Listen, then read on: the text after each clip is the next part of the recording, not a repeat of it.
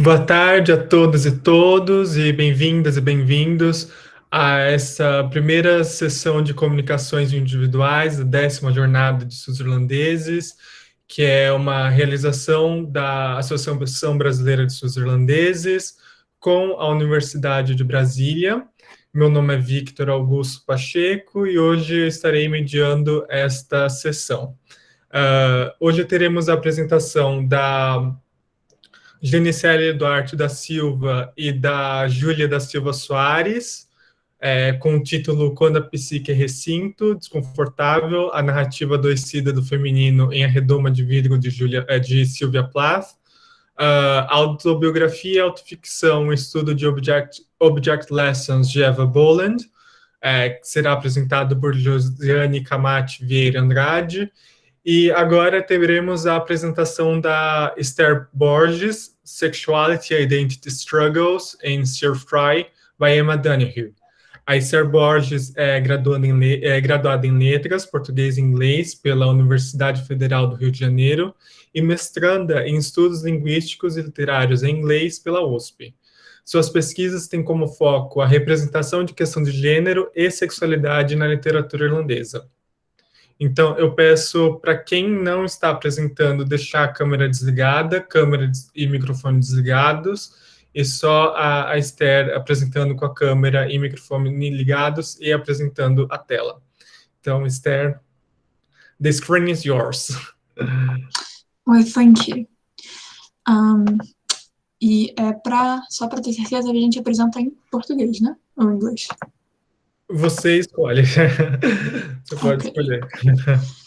Então, eu vou apresentar em português, embora o PowerPoint esteja todo em inglês. Mas, enfim, a gente faz uma tradução simultânea. Se me deixar apresentar, é claro.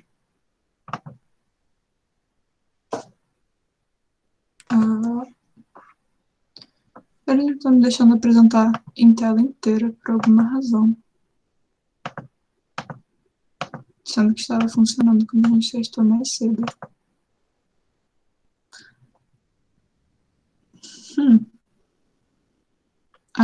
Peraí, Vitor, desculpa, só um segundo. Não tem problema.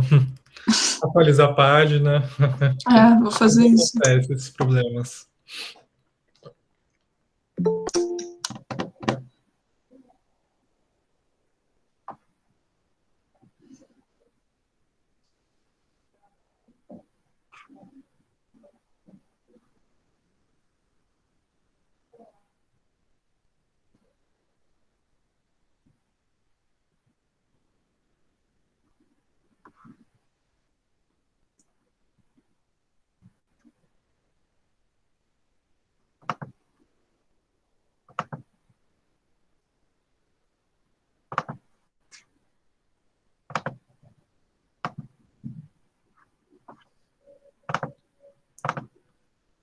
Mas...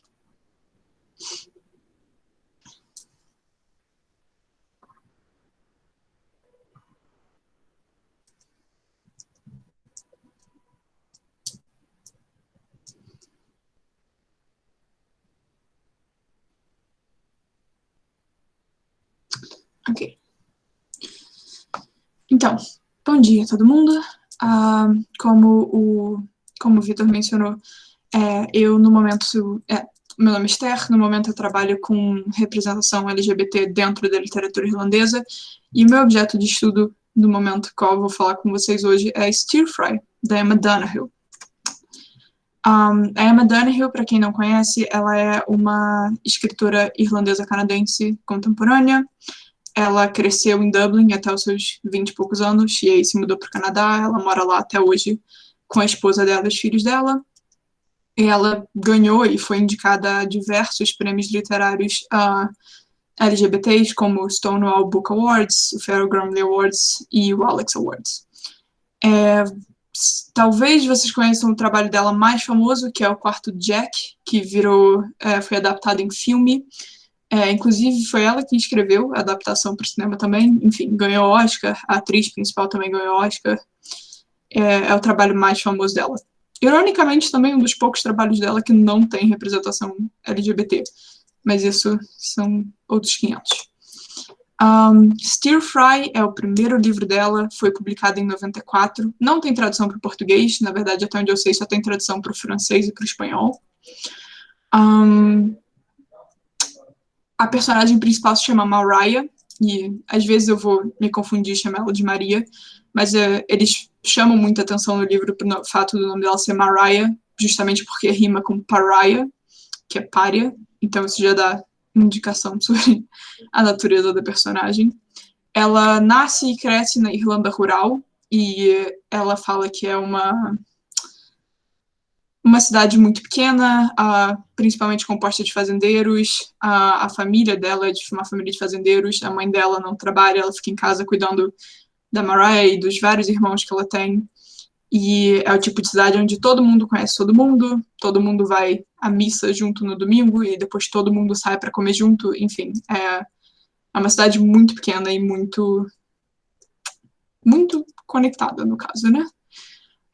O livro começa com ela se mudando para Dublin e morando em um apartamento com duas colegas de quarto, a Ruth e a Jael. E aí elas se aproximam, elas ficam muito amigas, e a Mariah está nesse processo de tentar virar uma adulta e se conhecer melhor. E aí as colegas de quarto dela ajudam ela um pouco com isso, apresentam questões tipo de feminismo, ajudam ela a ganhar um pouco de independência financeira, coisas assim.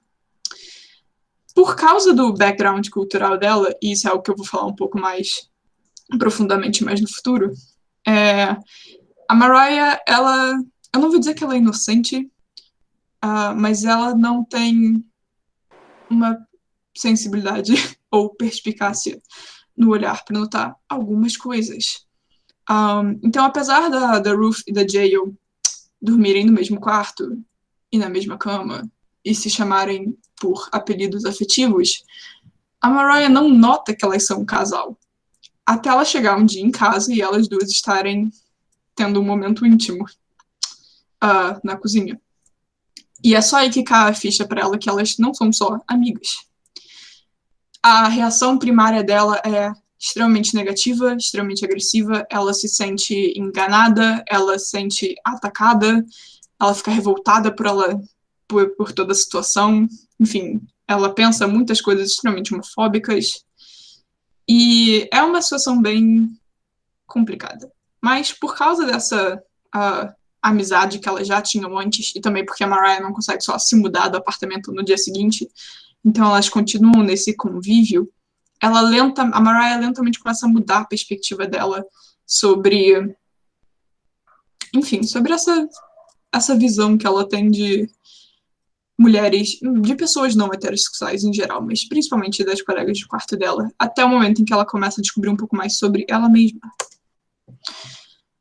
Partindo de um viés mais teórico, eu acho especialmente importante trabalhar com romances como Stir Fry, que tem personagens principais que não são heterossexuais e que performam gênero de maneiras diferentes, justamente pela essa questão que a Butler defende sobre usar representação, no caso literária, como esse meio operacional para você estender visibilidade e legitimidade a indivíduos, e você desconstrói essas ideias e processos sociais que a gente tem que determinam identidades sexuais ou desejos como desviantes e rejeitados, e você normaliza e você normaliza eles, de maneira que você tem, de maneira para ajudar a diminuir essa questão de preconceito e de violência.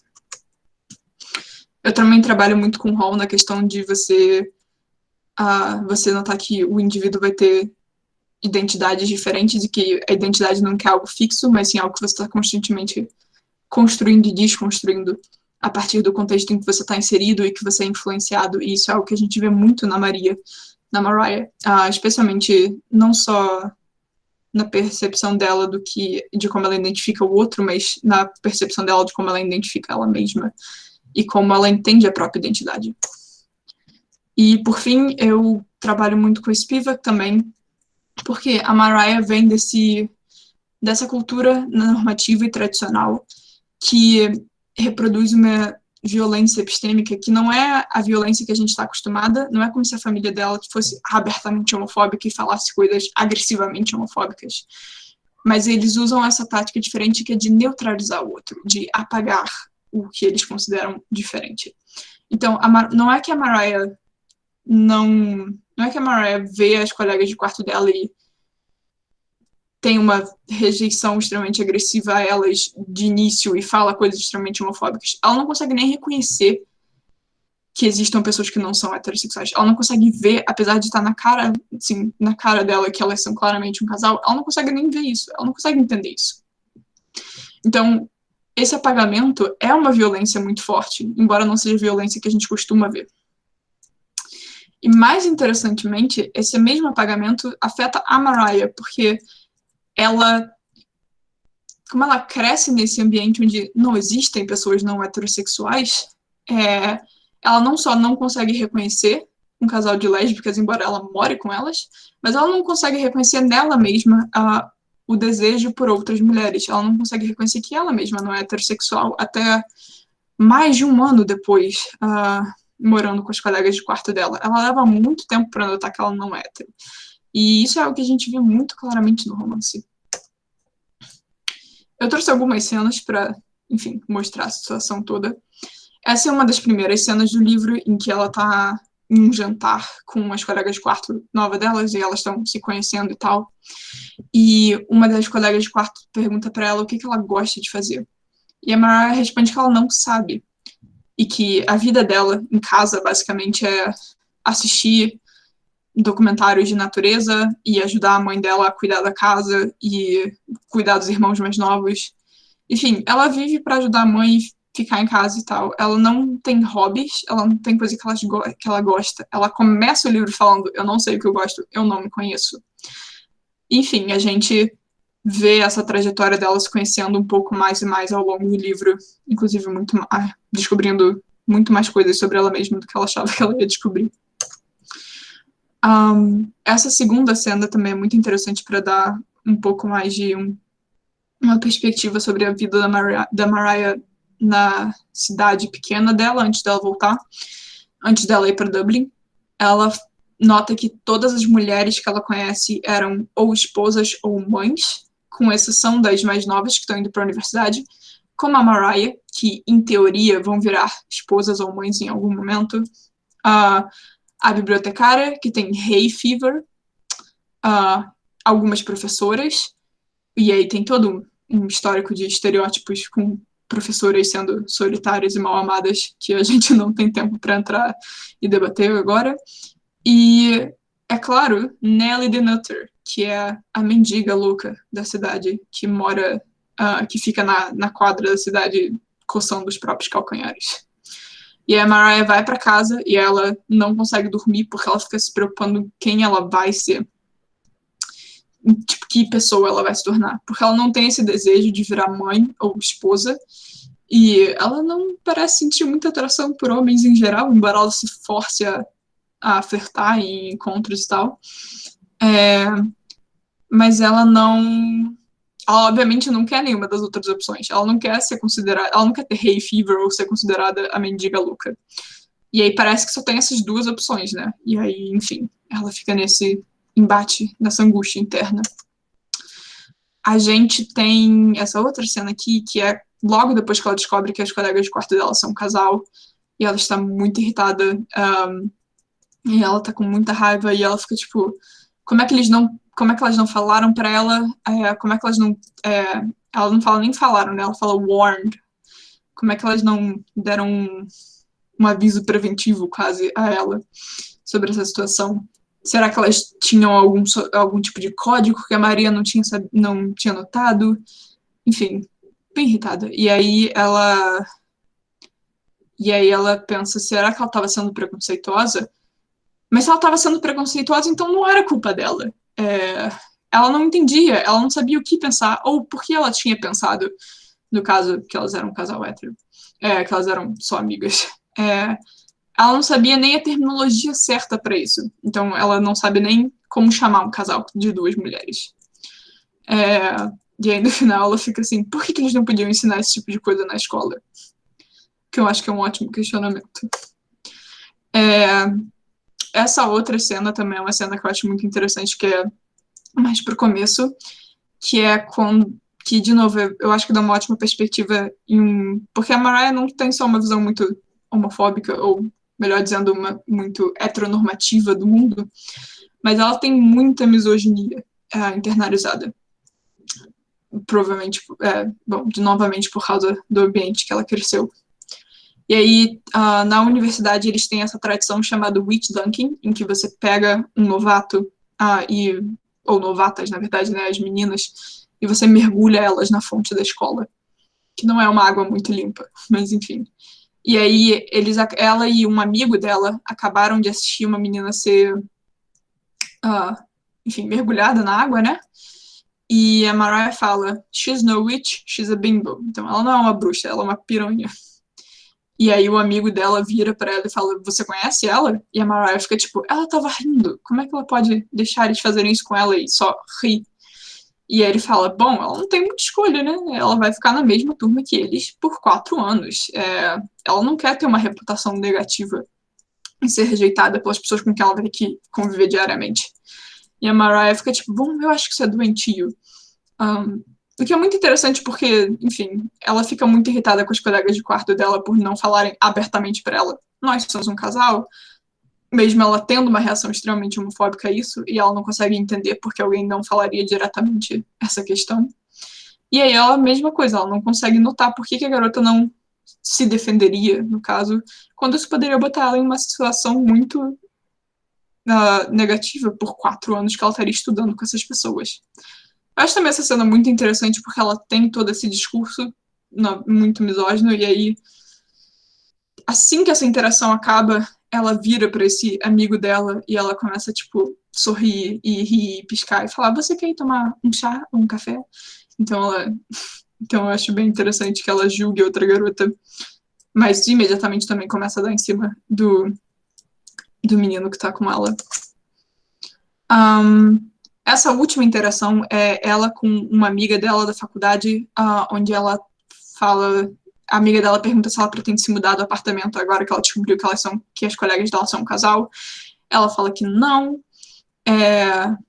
e a colega dela pergunta, mas o que te prende lá? E ela fala, bom, eu gosto delas como amiga, e a colega dela fica tipo, eu sei que você gosta, tipo, você é muito amigável, tipo, você gosta de qualquer pessoa.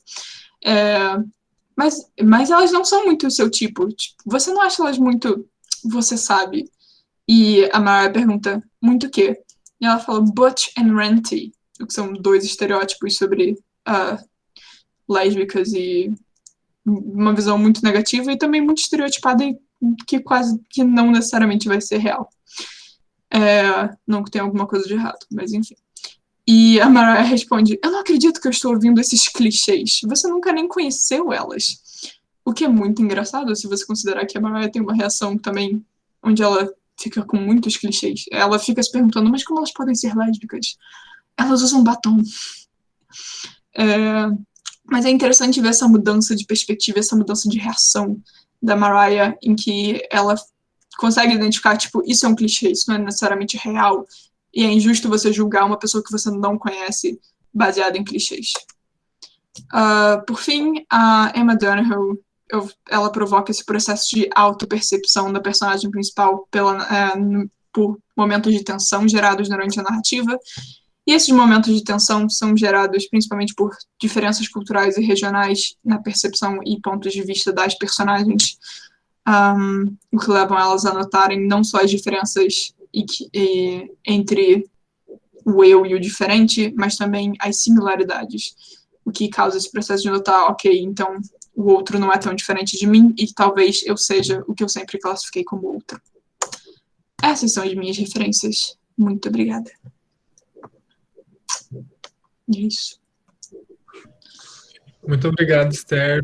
Parabéns pela apresentação. Obrigada. Agora eu chamo à tela a Josiane Camacho Vieira Andrade. Ela é graduada em Letras Vernácula, com língua estrangeira moderna em inglês, pela Universidade Federal da Bahia. No momento, atua como professora substituta de língua inglesa da UFBA e também como integrante do grupo de pesquisa ARIS, Association for Irish Studies, onde desenvolve a pesquisa na área de literatura irlandesa. Hoje ela falará sobre autobiografia e autoficção, um estudo de Object Lessons de Eva Boland.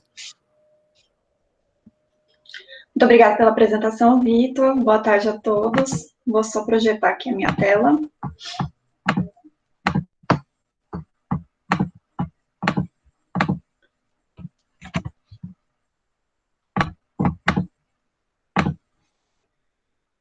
Conseguem visualizar? Sim, conseguimos. Tá, ok. Então eu vou começar. Boa tarde a todos. Meu nome é Josiane Camate Vieira Andrade e hoje eu estou aqui para apresentar o trabalho intitulado Autobiografia e Autoficção, Estudo de Object Lessons, de Ivan Boland, sobre a orientação da professora doutora Lígia Guimarães Teles. Vou apresentar rapidamente a trajetória de Ivan Boland para quem não a conhece. Ela nasceu na cidade de Dublin, na Irlanda, no ano de 1944, filha de um diplomata Frederick Boland e de uma pintora famosa, Frances Kelly. Ivan Boland deixou a Irlanda aos 6 anos de idade, quando foi morar em Londres com a família. Na adolescência, mudou-se novamente para Nova York e retornou posteriormente para Dublin para finalizar os estudos como aluna do Trinity College. Sobre essa informação, eu gostaria de ressaltar como Ivan Boland ela sempre retoma a noção de pertencimento nas suas obras, né? É uma escrita que tenta retomar a identidade irlandesa, que foi, de certa forma, apagada, não apagada, mas escondida, encoberta durante algum tempo, enfraquecida, né, por conta desse afastamento geográfico que a gente pode notar. Em 1969, Boland se casa com o romancista Kevin Casey, com quem teve 2 filhas, Sarah e Evan. Assim que se casou, Ivan Boland mudou-se para o subúrbio da classe média em Dublin. Esse também é um fato relevante, porque foi motivo de reprovação por muitos dos seus companheiros literários, que haviam como uma espécie de poeta menor, por justamente ela ter que seguir regras domésticas, afazeres do lar, e a escritora, no entanto, ela muda a situação a partir do momento que ela se apropria dessa nova realidade para criar matéria de poesia, questionando a condição feminina e o âmbito da vida doméstica. Ela também atuou, só um minuto, também atuou como professora de escrita criativa da Universidade de Stanford e exerceu ainda as atividades de poeta, crítica literária, palestrante, antologista e ensaísta. Todas essas funções que Boland exerceu vão ser fundamentais para a gente tratar o que a gente chama de perfil múltiplo, que é o que eu vou explicar agora. Na Universidade Federal da Bahia, nós temos um grupo de pesquisa chamado Escritor e seus Múltiplos Migrações, que nesse grupo nós vamos estudar justamente a escrita ficcional de autores considerados múltiplos, ou seja, que agregam funções de teórico, crítico, escritor criativo e docente, refletindo na forma como esses escritores se relacionam com a sua escrita criativa e os seus múltiplos papéis encenados, não é? Então, a Ivan Boland, ela se encaixa perfeitamente nesse perfil múltiplo, e ela também vai manifestar algo que Silviano Santiago denominou o mal de docente, uma condição na qual o autor não consegue se desvencilhar de sua posição, enquanto autoridade do saber e que ronda, infecta e prostra o artista pós-moderno, ou seja, essa impossibilidade de se desassociar da sua função de docente, e é isso que a gente vai analisar na obra dela, Object Lessons. Falando de Object Lessons, The Life of the Woman and the Poet in Our Time, é uma obra ambiciosa que retrata a trajetória, a busca de uma mulher para se tornar uma poeta. Apesar de ser classificado como uma autobiografia, é possível perceber uma tensão entre os gêneros literários, romance e autobiografia, que não se definem completamente e transitam confortavelmente na escrita de Boland.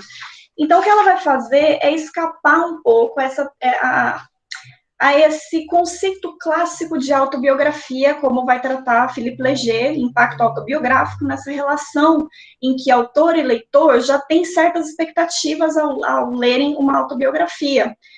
Então, o leitor ele já espera que o autor ele vai retratar a realidade dos fatos, por se tratar justamente de uma autobiografia. E esse não é o projeto literário de Boland, que ela não tem essa intenção de se fazer real. Então, deixa eu mudar aqui para o próximo. Para fazer sentido, né, a análise desse livro, a gente tem que pensar um pouco como surgiram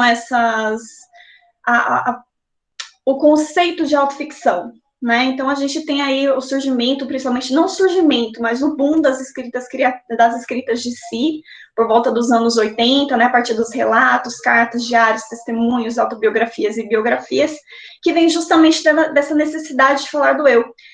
E junto com esse fenômeno, né, nós tivemos grandes modificações e transformações na forma como os gêneros literários se relacionam.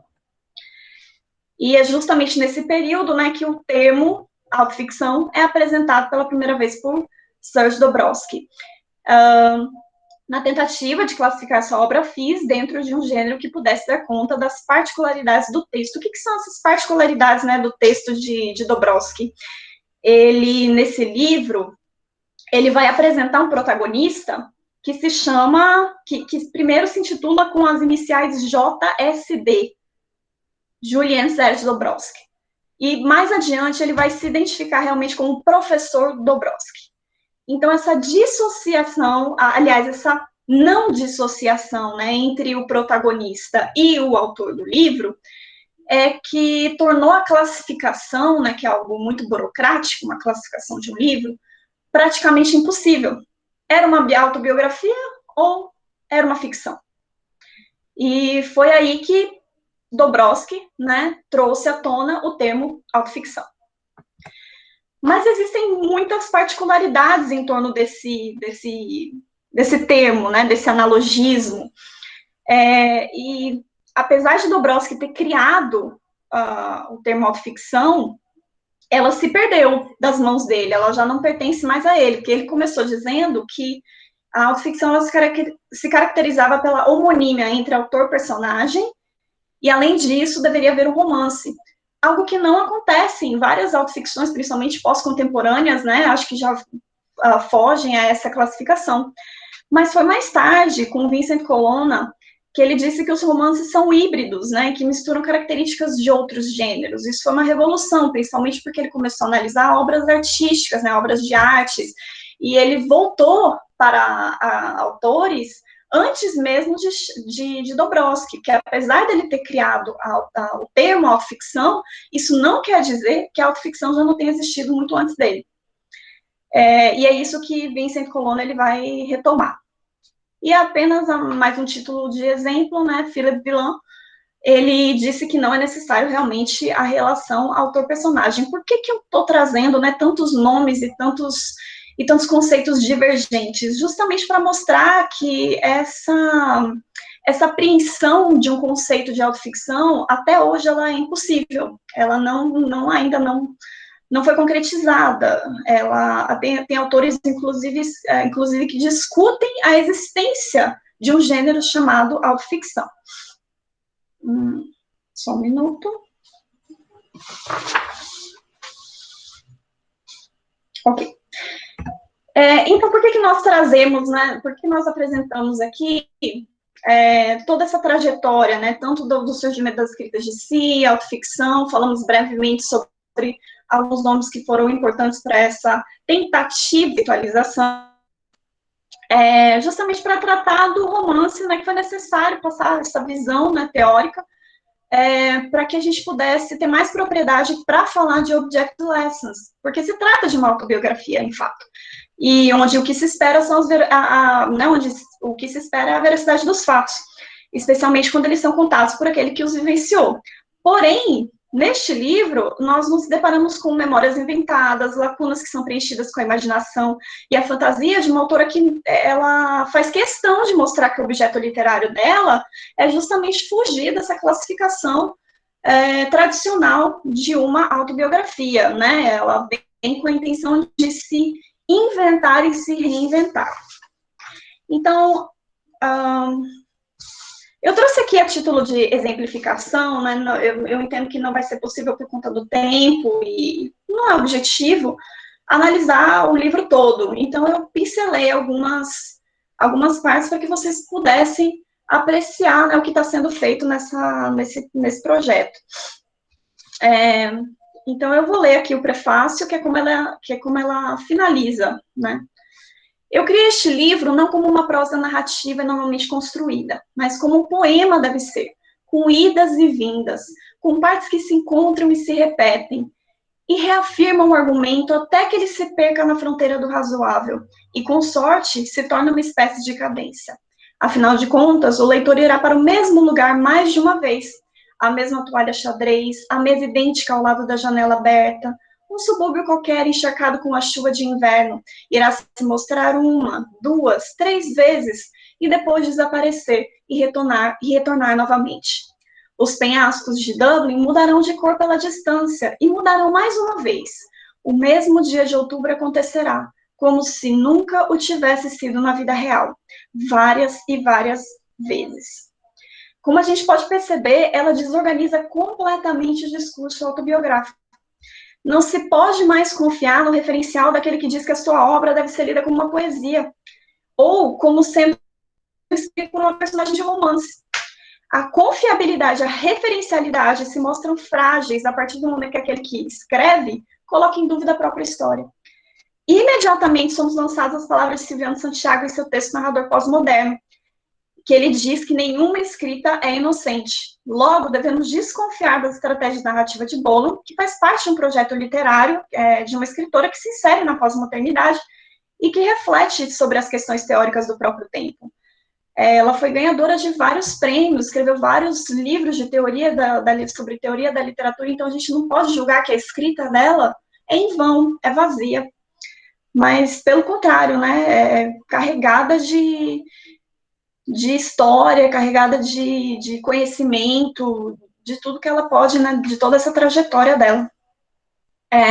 Não podemos perder de vista o fato de que Object Lessons é uma obra concebida por uma escritora múltipla, professora, né, que foi professora de escrita criativa e autora de vários livros teóricos sobre literatura. É preciso, portanto, desconfiar desse sujeito que se encena através da narrativa.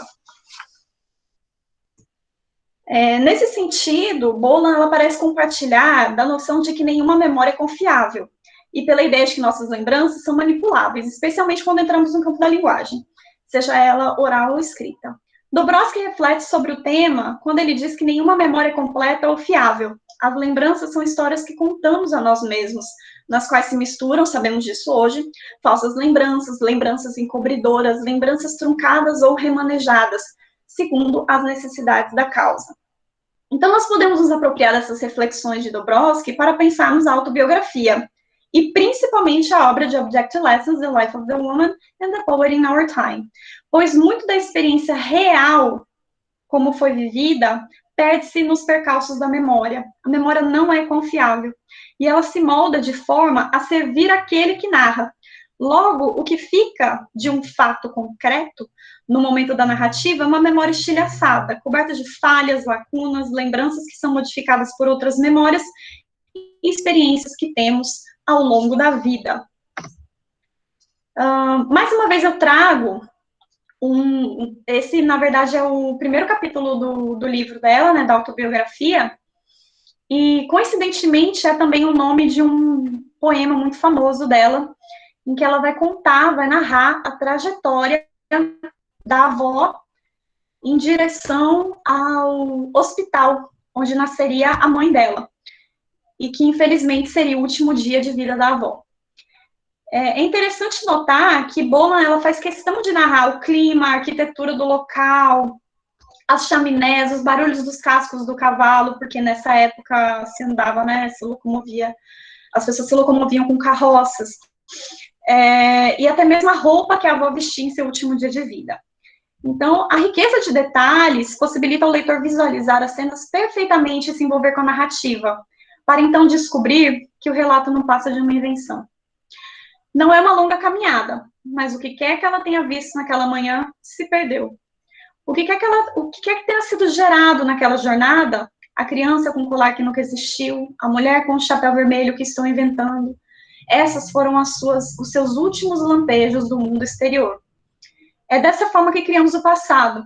Essa é a forma como eu o criei aqui, ouvindo os cascos, vislumbrando o chapéu vermelho que nunca esteve lá, dando visão e evidência para uma mulher que nunca conhecemos e que não podemos recuperar. Então, a parte de uma narrativa muito bela, em que a gente realmente acredita que talvez ela tenha recebido, né, essas informações, que algumas informações são realmente verídicas, como a data, né, em que a avó faleceu e também deu à luz ao mesmo tempo, o nome da rua pelos quais, né, a avó passou, o nome da maternidade, então muitos nomes que ela cita também, todos reais, né, baseados em fatos, mas ao mesmo tempo, quando a gente vê no final, ela diz, né, tudo não passou de uma invenção, uma recuperação de histórias que foram contadas para ela quando ela era criança, de preenchimentos que ela mesma fez a partir da própria imaginação. Então, você vê que não é uma descrição confiável, né? Como é possível observar através dos trechos destacados, somos bombardeados durante todo o capítulo por situações inventadas, narrativas entrecortadas que transitam do passado para o presente, para por fim retornarem ao passado novamente. Então ela faz essa transição. A narrativa dela não é linear. Então, apesar dela começar, né, do início, digamos assim, a partir do momento que a avó falece, a mãe nasce, a partir desse momento, a escrita dela não vai seguir uma linearidade. Então, ela parte do momento que ela vai para a universidade, retorna na infância, quando ela morava em Londres, depois vai para Nova York durante a adolescência. Então, é algo assim, realmente, que a gente não consegue encontrar uma linearidade. Além disso, Boland trabalha com jogos ficcionais, em que, por um breve momento, ela manipula o leitor para que acredite em sua narrativa por meio da romantização dos fatos e embala o público em uma história repleta de detalhes que aguçam a nossa curiosidade, para que, no momento seguinte, sem qualquer preparação, sejam desfeitos os laços com a realidade dos fatos e o leitor seja lançado no campo da ficção e a mentira se revela, né? Essa mentira não é aquela dicotômica, mentira e verdade, né? A gente está falando de uma mentira epistemológica. Então, vamos para a última consideração que eu tenho sobre Philippe Lahm, que acerca dessa suplementação narrativa, né, que é uma estratégia empregada por Boland em vários momentos da sua escrita. Philippe Lahm, no texto A Prova do Referencial, elucida que rememorar é reinventar o passado, e que esse retorno constante funcionaria como um meio de se fazer a história pessoal. Ele afirma que é reescrevendo sem parar nosso passado que começamos a inventar, a burilar e até a estilizar nossa memória. Ao contar várias vezes a mesma história, Boland está evidenciando de maneira consciente uma das facetas da memória. A professora, né, que uma vez foi professora de escrita criativa da Universidade de Stanford, que, pela condição de leitora assídua, se apropria dos estudos e discussões teóricas do campo da literatura e transporta para a sua escrita criativa, potencializando as interpretações acerca de seu trabalho literário. A riqueza da obra de Boland permite uma ampla discussão. No entanto, buscamos, com essa apresentação, mostrar apenas algumas possibilidades de leitura que podem ser desdobradas e analisamos pequenos trechos na tentativa de fornecer um panorama, ainda que inicial, da autobiografia de Ivan Boland. Essas são minhas referências. Obrigada. Muito obrigado, Josiane, pela sua apresentação. Agora eu chamo a tela a Júlia da Silva Soares e a Genicélia Duarte da Silva, que vão apresentar Quando a Psique é Recinto Desconfortável, a narrativa adoecida do feminino em A Redoma de Vidro, de Silvia Plath. A Júlia da Silva Soares tem ensino médio técnico em agroindústria pelo Instituto Federal da Paraíba. É graduada em licenciatura plena em letras, língua portuguesa, pela Universidade Federal de Campina Grande, e é integrante do grupo de pesquisa em literatura, gênero e psicanálise da Universidade Federal da Paraíba. A Genicélia é graduanda em licenciatura plena em letras, língua portuguesa, também pela Universidade Federal de Campina Grande, e também participa do grupo de pesquisa Literatura, Gênero e Psicanálise da Universidade Federal da Paraíba. Muito obrigada, Vitor. Boa tarde a todos, todas e todes. Eu peço apenas um instante para passar a tela para todos vocês. No momento da fala da minha colega, eu vou retornar à sala para desligar o microfone, para que assim ela não tenha microfonia. E só iniciando nossa apresentação, como já fomos apresentada, meu nome é Francisca Júlia, e juntamente com a minha colega Genicélia Duarte, resolvemos analisar a obra da Sylvia Plath, A Redoma de Vidro, o Tear Glass Room, que é uma das suas, aliás, é a sua única, o seu único romance até então escrito. O nosso trabalho tem por título Quando a Psique é Recinto Desconfortável, a narrativa adoecida do feminino em A Redoma de Vidro, de Sylvia Plath. Então, quando estávamos elaborando toda a nossa pesquisa e como iríamos levar este trabalho, até mesmo pelos nossos materiais de estudo e pelas nossas linhas de pesquisa, realizamos 2 viés analíticos, que é a partir da teoria literária, a partir de todas as considerações que a literatura faz acerca de como é constituído os espaços sociais, como é constituída a sociedade na literatura, especificamente nessa obra, e também como é que podemos analisar esses comportamentos, como é que podemos, de alguma forma, examinar tudo o que ocorre em A Redoma de Vidro. O fundo da nossa tela, da nossa apresentação, é já uma provocativa para explicar um pouco o que seria uma redoma de vidro, o que seria esse espaço curto, apertado, e que tem muito ali para nos dizer, tem muito ali para nos apresentar. Então, o nosso objeto de estudo é o romance da Sylvia Plath, A Redoma de Vidro, em que vamos estar diante uma narrativa que nos apresenta aí várias e várias áreas para serem examinadas, como a questão do feminismo bem presente e ali cultuado, que é justamente apresentando ali a segunda e a terceira onda, aquela passagem que vai ser apresentada as pílulas anticoncepcionais e tudo aquilo ali que vai estar entrando em vigor na vida da mulher. A obra foi escrita em 1963 e precisamente também vai se passar por esses anos. Então é preciso compreender um pouco o que está acontecendo naquele meio, o que vai acontecer na vida da Esther. Então, é um romance que vai se tratar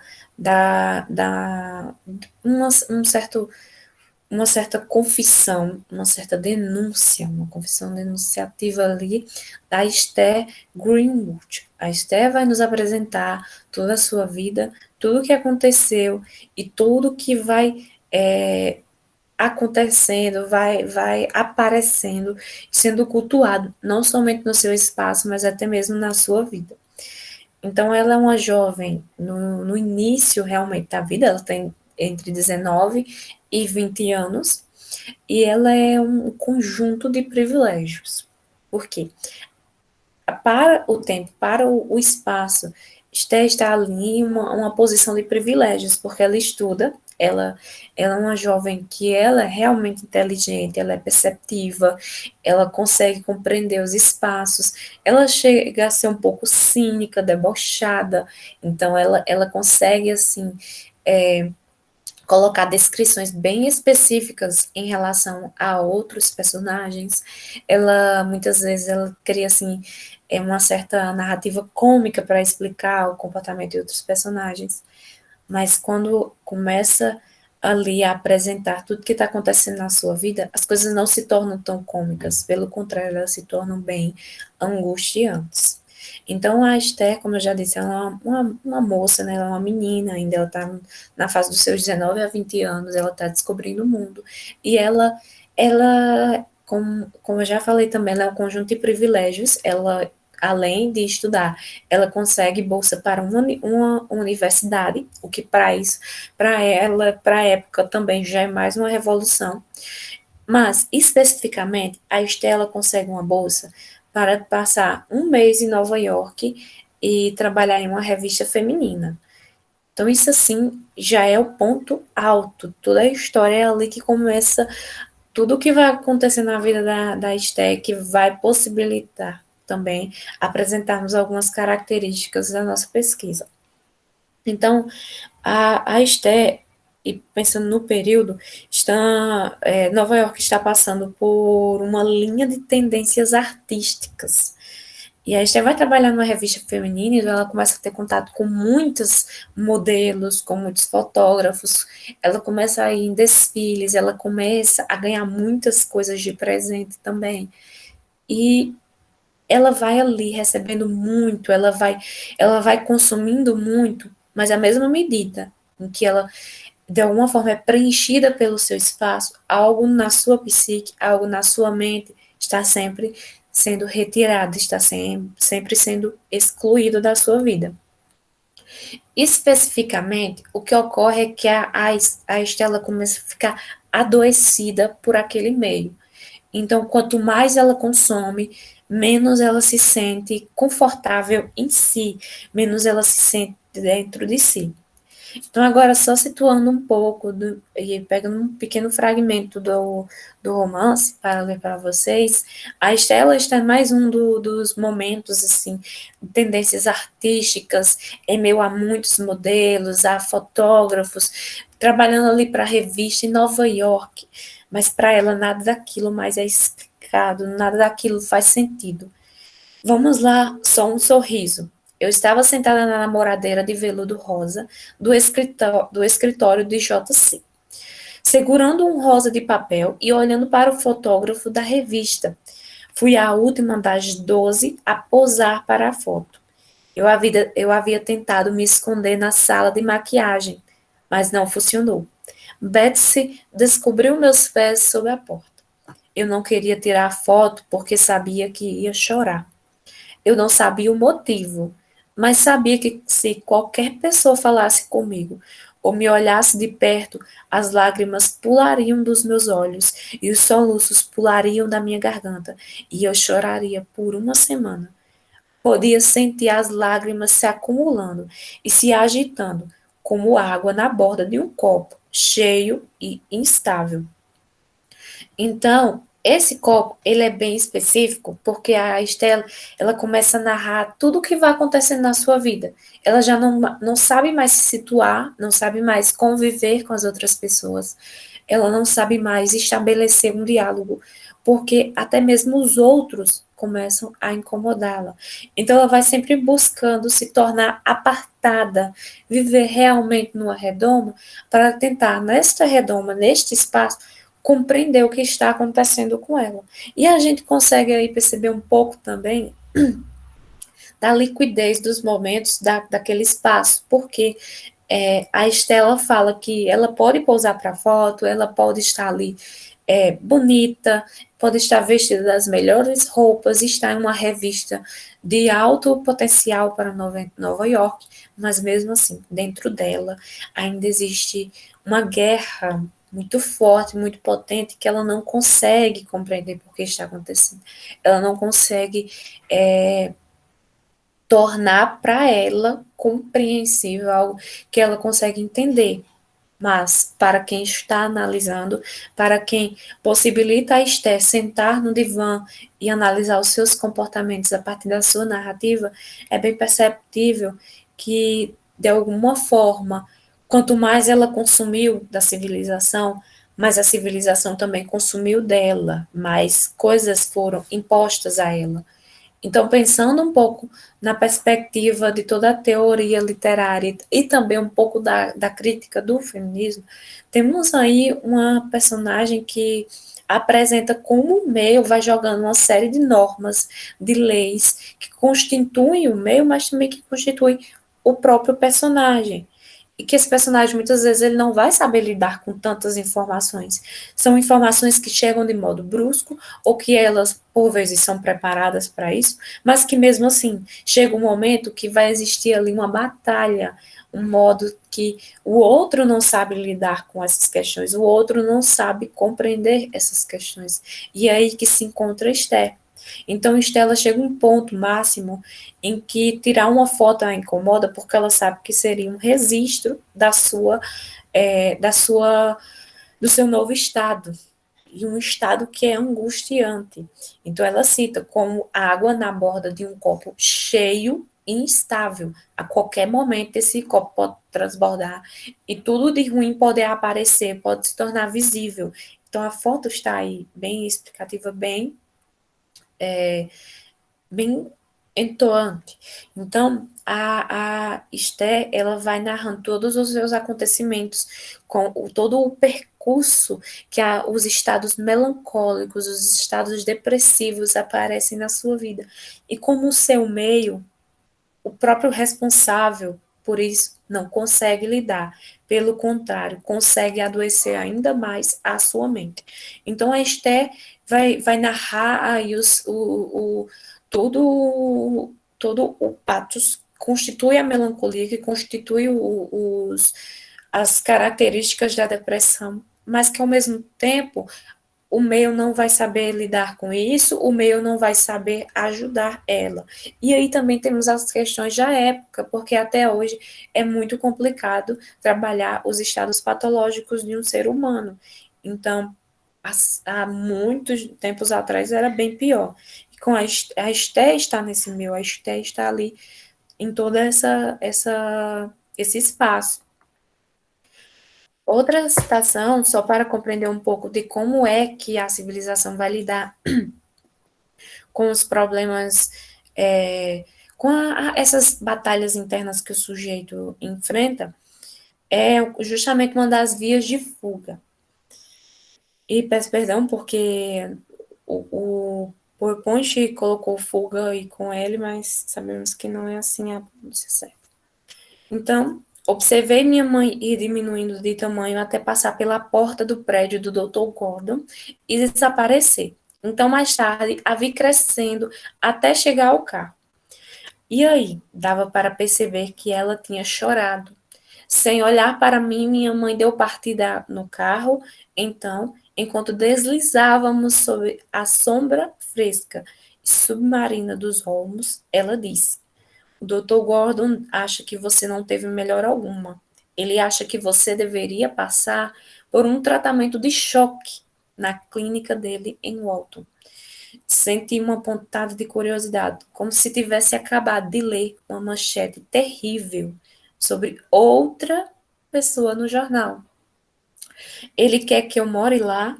Não, disse minha mãe, e seu queixo tremeu. Achei que ela deveria estar mentindo.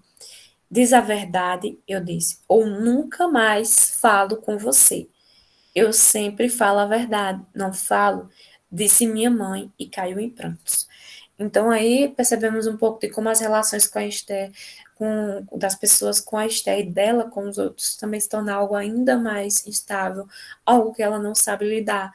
Então ela se torna muito perceptível, ela consegue perceber quando as pessoas estão mentindo, quando as pessoas estão manipulando ela, quando as pessoas estão ali desejando dela o que ela não quer.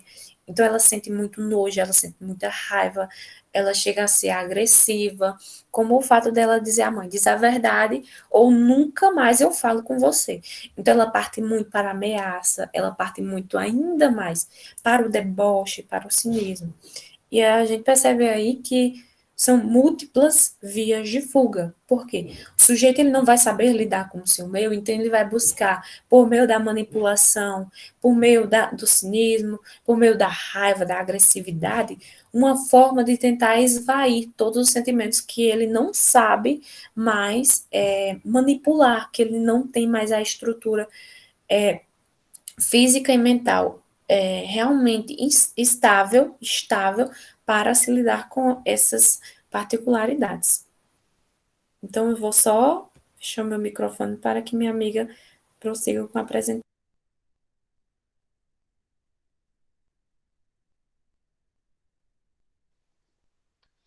Recorrendo à teoria literária, né?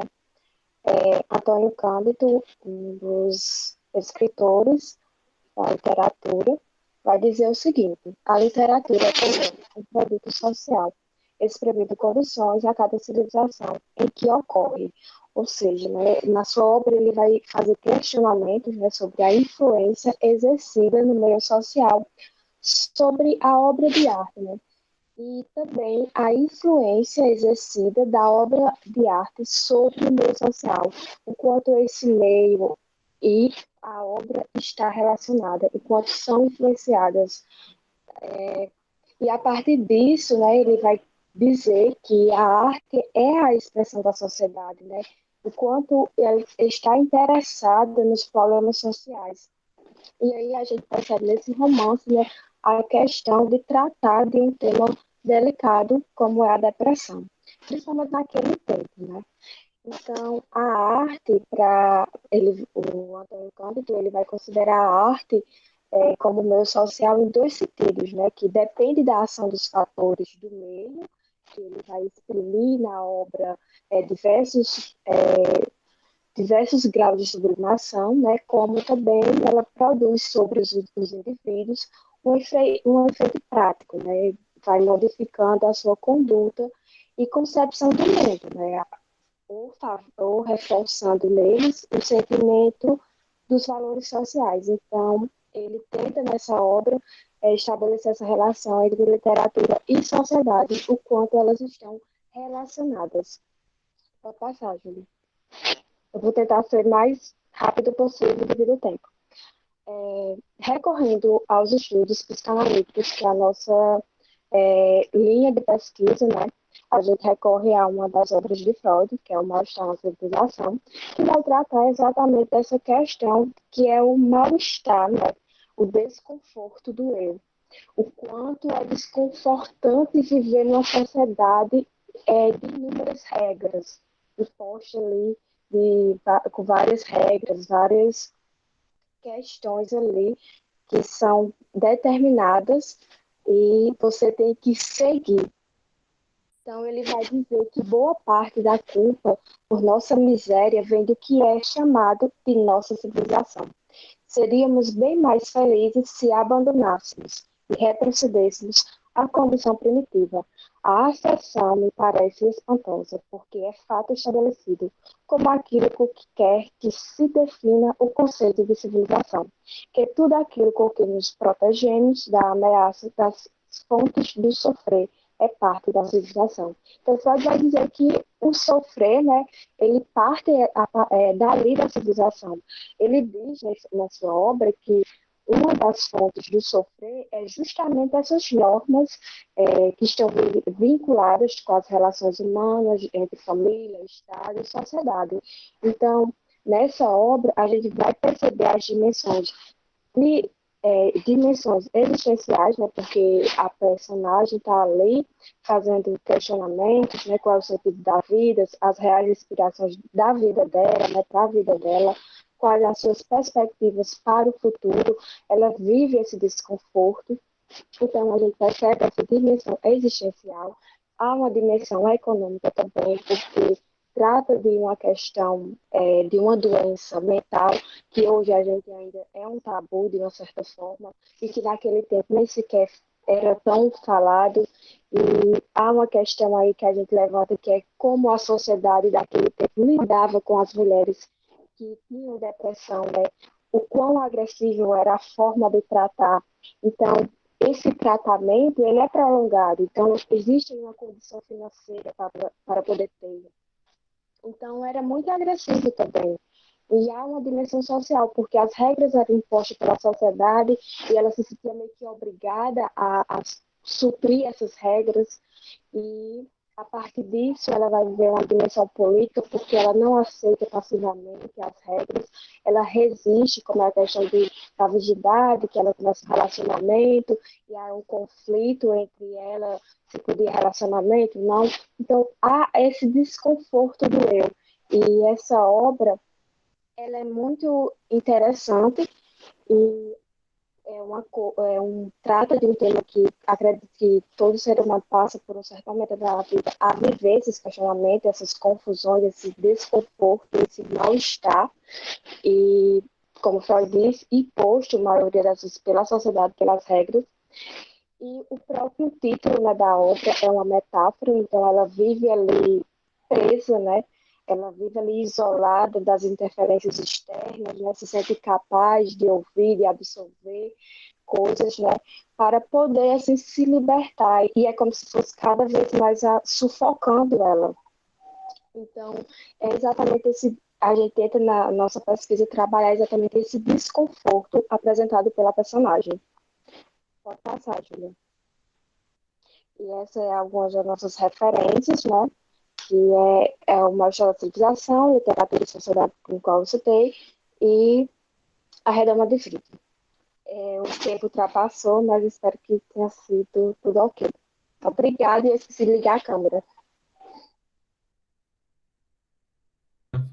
Obrigado, Obrigada, pessoal. Genicelia e Júlia, pela apresentação. Muito interessante. Eu vou encerrar a gravação agora. Eu quero agradecer a todas as apresentadoras, a Josiane e a Esther também, e agradecer quem está assistindo no futuro essa gravação e convidar para seguir a Associação Brasileira de Sul-Irlandeses nas redes sociais, no YouTube e no site, além do Abbey Journal. Então, muito obrigado.